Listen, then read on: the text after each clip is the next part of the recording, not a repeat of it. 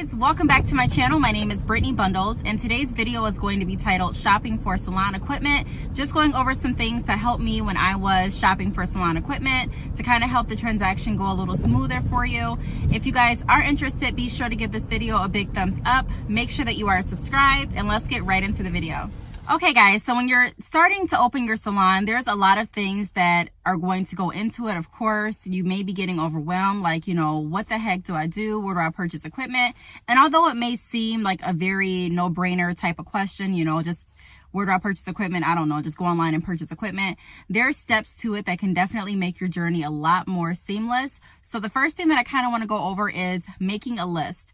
So you want to make sure that you have a list, just like when you go shopping for anything. You want to make sure that you have a list so that you stay on point and so that you don't forget anything, that you're getting the best value, the best bang for your buck. So what you need to consider when you're making a list, and I have my notes here, so I'm going to be looking down periodically like I typically do, just to make sure I don't forget anything. So you want to make sure that you make a list based on the services that you're going to provide, based on the space that you have available, and also your stylist. So when I was shopping for equipment, I knew that I wanted my salon to be a braiding salon. And I'll get into what I would have done different in a little bit. I purchased a lot of different things that I needed for the braiding shop, and some of the things I didn't really even think about. So I would definitely make a list. I would kind of figure out how many stylists you're going to have. So if you're planning on having 5 stylists, then you want to make sure that you at least have 5 different styling stations. So styling stations for me will be like a styling booth. You want to make sure that they have an outlet in the salon area for them to plug in like the curling irons or anything like that. You also want to make sure that they have a styling mat. And if you're going to provide like the utensils, you want to make sure that you have 5 different sets of those as well. When you're looking at the different styling booths, they're going to have different options. So with my salon, I had styling booths that actually went into the wall just because I felt like they took up less space and they looked a lot neater in my opinion for my salon setups. They were just white salon booths that were stuck into the wall, and I'll see if I have any pictures to insert them in as I'm going through the video.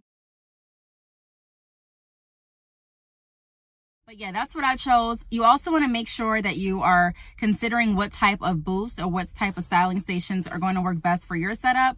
For example, I wanted my stylists to be able to have their own keys. I wanted them to be able to have like their own space. So there's different stations that come with the lock option, and there's different stations that don't. So when you're looking at it, be sure not to only look at the price, but also look at the description of the stations, exactly what you're going to get in each station. Also, you want to customize your equipment based on the services that you're going to offer.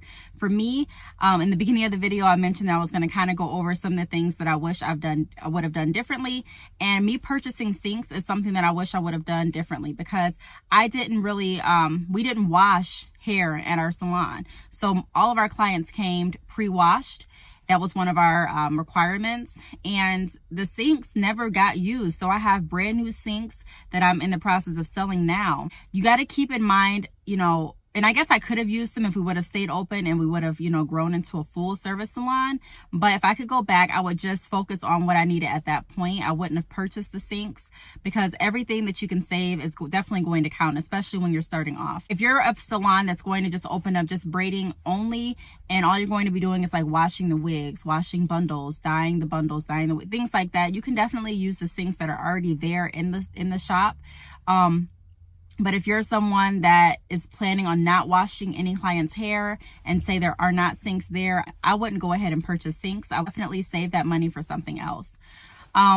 So yeah, make sure that you make a list based on the services that you're going to provide. So if you're not going to offer washing services, for example, you don't need new sinks. If you're not going to offer the option to actually have a key to each of their stations, then you don't need to shop for stations that are going to have a lock option.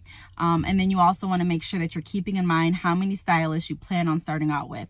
There's different requirements for salons based on your state. So if you Google that, there should be like it's going to give you a description on how far each station has to be separated and how many stylists you can have based on the square footage of your building. So be sure to check that out and make sure that you're not purchasing too less and you're not purchasing, too much. So that's my first tip.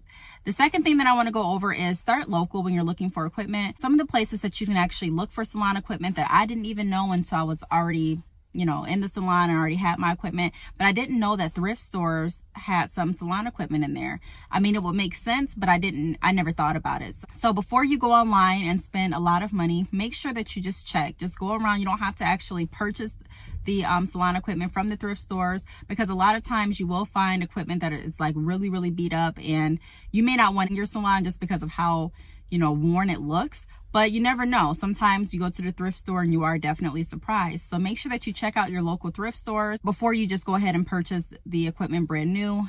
Also, you want to check different local salons. I don't want to say unfortunately, but a salon, that business, different salons are always in and out of business. You may see a salon here for a year and then the next year they're not there. So always go in. You don't have to go into the salon and say, how's your business doing? Are you closing soon? Can I buy your equipment? You don't have to say anything like that, but you can definitely just go into different salons and just say, hey, I'm starting a new salon in the area. I just wanted to introduce myself. I am always looking for different equipment. So if you guys have any equipment that you're not using or that you would like to sell, please feel free to give me a call and just leave your card there. Because if I would have got people that came in to do that, it would have made my transition, this transition that I'm in now, trying to sell my equipment, it would have made it so much easier, because I would have had a list of references that I can already call up and, say, hey, did you want to purchase this? And then it would have made, if anyone else was starting a salon, it would have made their journey a lot easier, because they would have been able to purchase equipment directly from me. They wouldn't have to really pay for shipping or anything like that. And yeah, it would have been at a discounted rate, and the equipment still looked fantastic. So make sure that you are, being vocal, getting out and checking with other salons. Also, feel free to check on Craigslist. I never checked on Craigslist for salon equipment. It just didn't dawn on me. I didn't think about it. So be sure that you check out Craigslist too. Craigslist has a lot of different equipment, a lot of different options.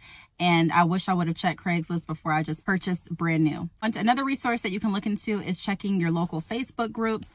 I don't know if you guys knew this, but I'm someone that uses Facebook, but I'm not really Facebook like complete savvy. So I don't know how to do everything on Facebook, and I don't know about all the different groups and things like that. But it was just brought to my attention that Facebook has different groups where they actually sell different things online. So I would check the Facebook groups too and see, hey, is anyone selling salon chairs, barber chairs, sinks, if that's something that your salon is going to offer. Just check and see. Receptionist desk.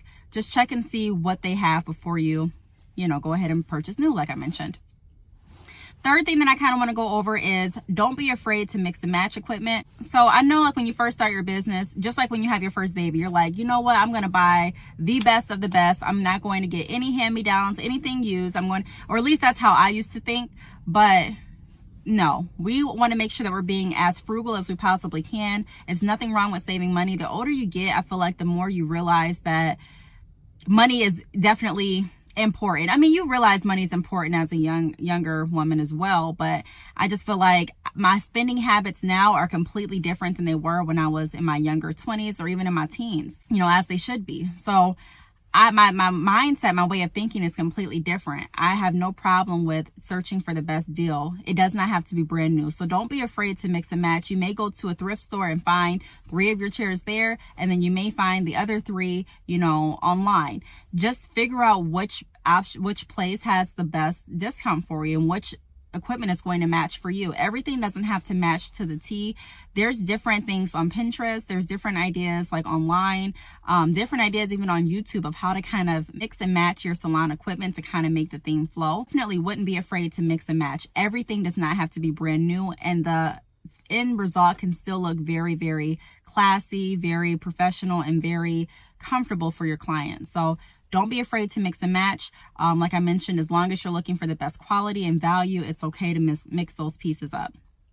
4, keep color in mind. So when I was shopping for salon equipment, I wanted like a white theme. I wanted the salon to be, I didn't know exactly what I wanted the color to be, but I knew I wanted white chairs and I wanted white like salon booths. So I wanted my equipment the majority of my equipment to be white. I knew that, but I wasn't really thinking, because when you have a lot of clients wear jeans, and those blue jeans are, it's easy to go ahead and stain white. A lot of clients wear black. It's easy to stain white. And so it attracted so much dirt. Now, a lot of my chairs still look brand new, but there are a few chairs that were used more than the others. And those chairs, they have a little bit of discolorment to them. And I'll see if I can insert pictures too.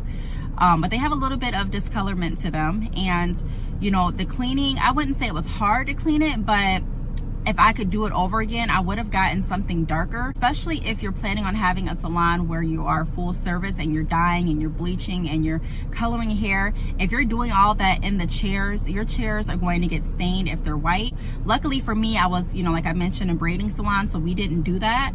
So my chairs stayed a lot more neater and crisper, and they still looked really, really nice. But if you are going to do a full service salon, even if you're doing just braiding, I would definitely think hard about the colors that you want your salon chairs to be.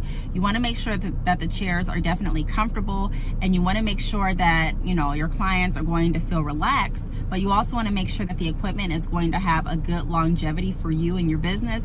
And you also want to make sure that it's something that's easy to clean. I tell you, at the end of the night, some nights I would just dread cleaning up the shop, because it's like, even after you clean up everything, you still want to go down and wipe all the desks. And like I said, when it's white, it's not just one wipe and it's done. Like, you're literally scrubbing, trying to get this color out of different things. And if I could do it over, the white looks amazing, but the back end, the cleaning and the trying to keep it up, it was a lot of upkeep. Now, what I would recommend is, if you are going to go with white, then get these like, they're like cover, I don't know the exact terminology, but pretty much it covers the salon chair. Like, they're like salon chair covers, and they go over the salon chair, and they're like plastic covering. It's just like, I don't know if you guys remember this, but like, you may have had a grandmother that had plastic on her couch, and it pretty much kept the couch looking and you know, feeling neat. And so it's the same kind of concept when you have the plastic over your salon chairs. It just keeps everything neat. So you really don't have to worry about what color your chairs are, because nothing's really going to get under that plastic. So if you are going to go with white or a lighter color of chairs, definitely look into investing in that. I really didn't even think about it until I was getting closer to closing, and when I wanted to resell them. Keep in mind, guys, even if it looks okay in your shop, because your equipment is going to have wear and tear, and it may look okay still in your shop, keep in mind that you may want to sell that equipment and get new equipment, or you may sell the equipment for another reason. And you always want to make sure that every piece of equipment that you buy, everything that you invest your money into, you can always get something out of it if you need to. So it would have just made my experience so much cleaner when I went to sell them. You know, if I could say that these chairs were actually covered and they didn't have any discolorment on them at all, I would have sold the chairs a lot faster. So be cautious of that. I am going to also go over where I bought my equipment. So I spent around $3,500 for my equipment in total.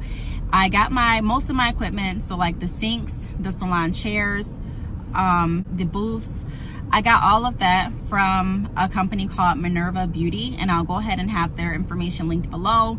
I liked working with their company. It was very, very seamless. You went ahead, all you have to do is go online, choose what package, and they have different packages already like put together for you. So if I knew that I needed like 5 different stations, they already have different equipment mapped out for 5 stations. So I could just go there on the website and choose which station or which set I liked and purchase it. They don't accept PayPal. You will have to pay with credit or debit. I was a little skeptical about doing that, especially when you're paying like $3,000 over the internet. I never really heard anything about the company, so I was really, really skeptical, but I took a chance. Everything worked out great. They will deliver the furniture to you, but it's your responsibility to carry it in the shop. Oh, and I'll try to insert a picture now so you guys can see how many boxes I got delivered.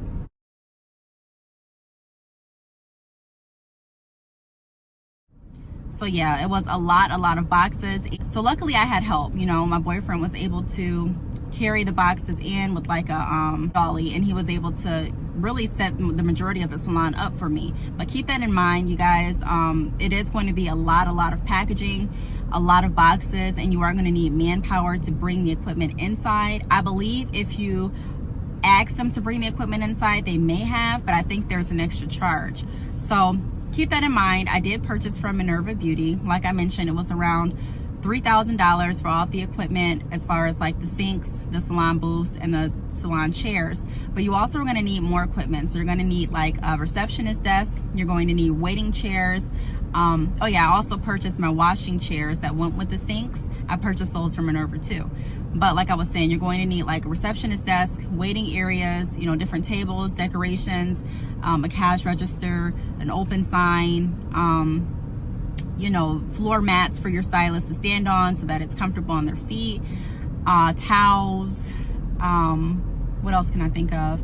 Different cleaning utensils. It's a lot that you'll need, but I'll go more in depth in another video. So I'll probably do like a part 2 on giving you guys like a rundown, a list of everything that you want to have before you open your salon. But this video was pretty much just to kind of give you tips on where to search for different equipment, letting you guys know where I purchased my equipment at, and just hoping that this helps anyone that is interested in opening a shop. And if you're like, where do I start? Where do I get equipment? I want to make sure that I get the best bang for my buck. This video was geared toward you guys, so I hope it helped. If you have any questions, be sure to leave them down below. Make sure you are subscribed, and I will see you guys in my next video. Bye.